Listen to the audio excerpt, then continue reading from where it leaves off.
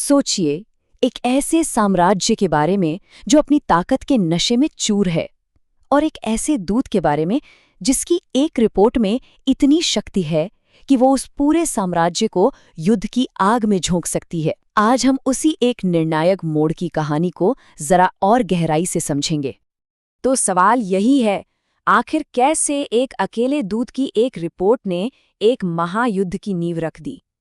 चलिए इस कहानी के उतार चढ़ाव को देखते हैं और जानते हैं कि कैसे एक अकेले संदेश ने इतिहास का रुख ही मोड़ दिया।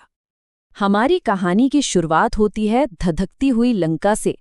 हनुमान के दौरे के बाद शहर की गलियों में राख और हवा में डर का माहौल था। लेकिन हैरानी की बात तो ये थी कि रावण के दरबार में इस खुली तबाही को कोई मानने को ही तैयार नहीं था। रावण के दरबार में बस सदमा और अविश्वास फैला हुआ था। जैसा कि किसी ने कहा, ये कोई वानर नहीं था, ये तो साक्षात विनाश का स्वरूप था। हनुमान के हमले का असर इतना जबरदस्त था कि उसे महज एक जानवर की करतूत मानना नामुमकिन था।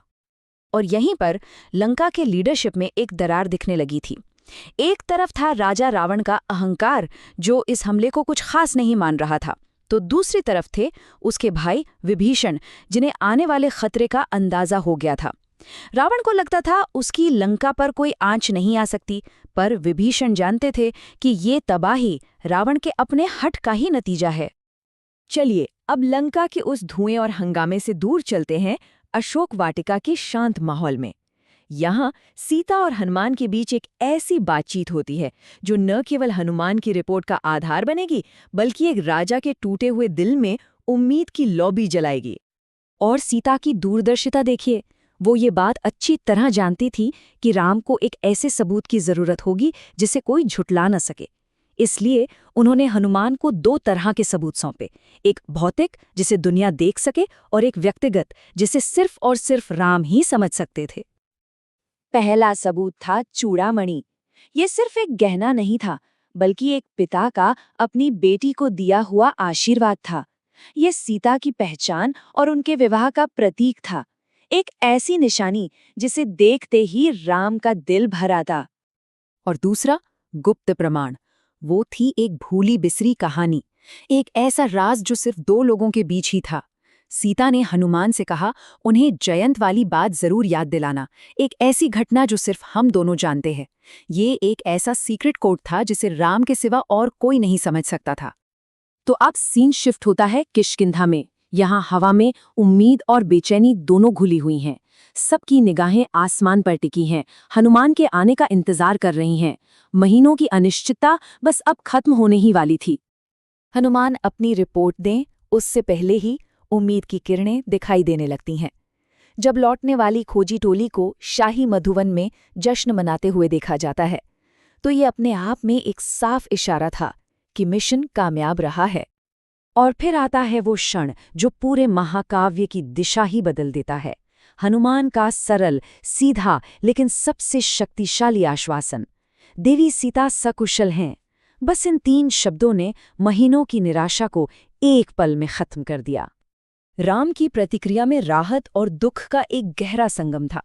एक तरफ तो सीता के जिंदा होने की खुशी थी, तो दूसरी तरफ उनकी तकलीफ का एहसास, और इसी एहसास ने उन्हें फौरन कार्यवाही करने के लिए मजबूर कर दिया।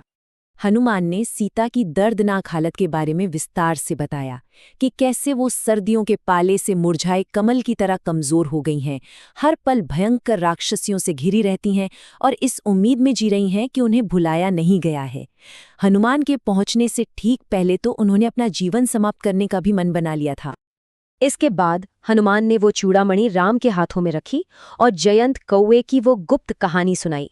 बस उस एक पल में राम के सारे संदेह मिट गए।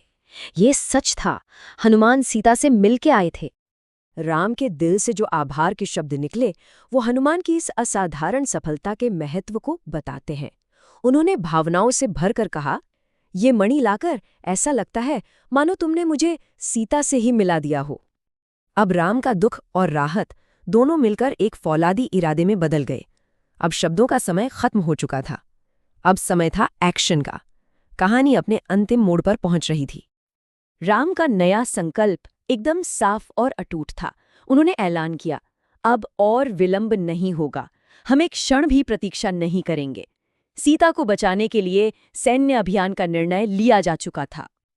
हनुमान की ये उपलब्धि कितनी असाधारण थी, ये राम के शब्दों से साफ होता है।